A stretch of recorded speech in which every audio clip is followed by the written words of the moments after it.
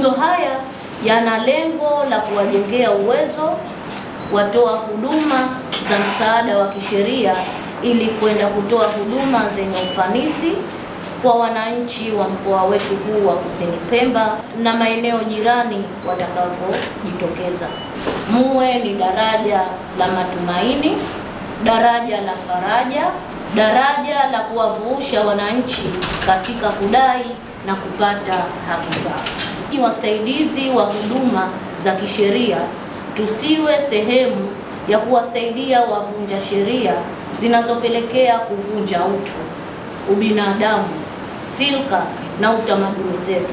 Tunafahamu kwamba hivi sasa kuna vitendo vinavyofanyika vya udhalilishaji na baadhi ya wanasheria wanasimama upande wa mshtakiwa kumtetea. Najua ni haki yake, lakini mimi mawazo yangu sio sawa.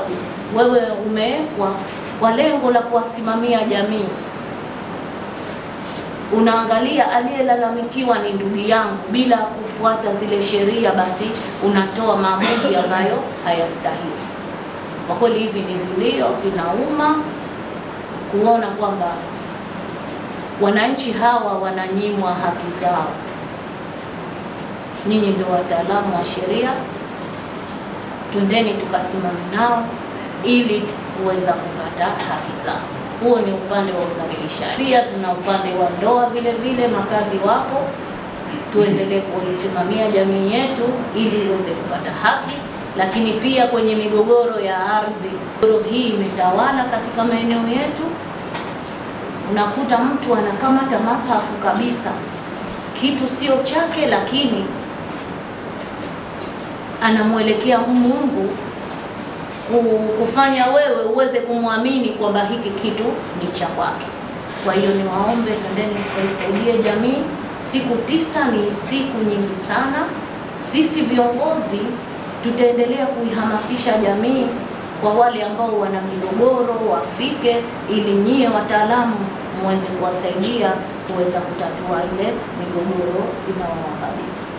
Napenda kutoa rai kwa wataalamu wote mliopo hapa kuhakikisha kuwa mafunzo mtakayoyapata kuhusiana na kampeni hii yanakuwa ni chachu na kuwawezesha kuwahudumia wananchi ambao kwa kiasi kikubwa wamekuwa na uhitaji wa kupata huduma za msaada wa kisheria ili kuweza kuwasaidia kutatua changamoto mbalimbali za kisheria zinazowakabili.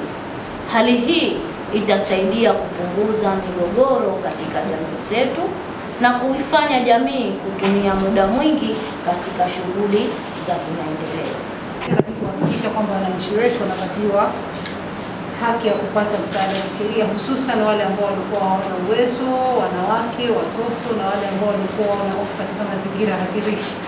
Kwa hivyo tumeitana hapa leo ni rasmi kwa ajili ya kuwapa mafunzo watu wetu hao, ambapo tujue wajue wanapokwenda katika shehia, kwa sababu tutatembelea shehia zetu zote 68 ambazo zipo wilaya ya Chake Chake na wilaya ya Mkoani.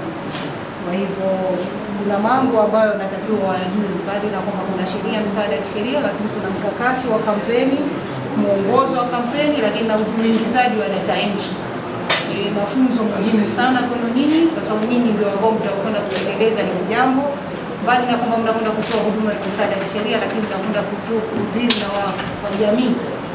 Kwa hivyo na sote tunajua jamii zetu, lugha zetu, na tusisitiza mimi kama mimi, lugha zetu zitumike ziwe sahihi, tuwe na hekima, tuwe na heshima, tuiwakilishe serikali zetu mbili hizi, tuziwakilishe vizuri sana, tuwaheshimishe viongozi wetu, kwa sababu huko tunakwenda kama taasisi, hatuendi kama mtu mmoja mmoja.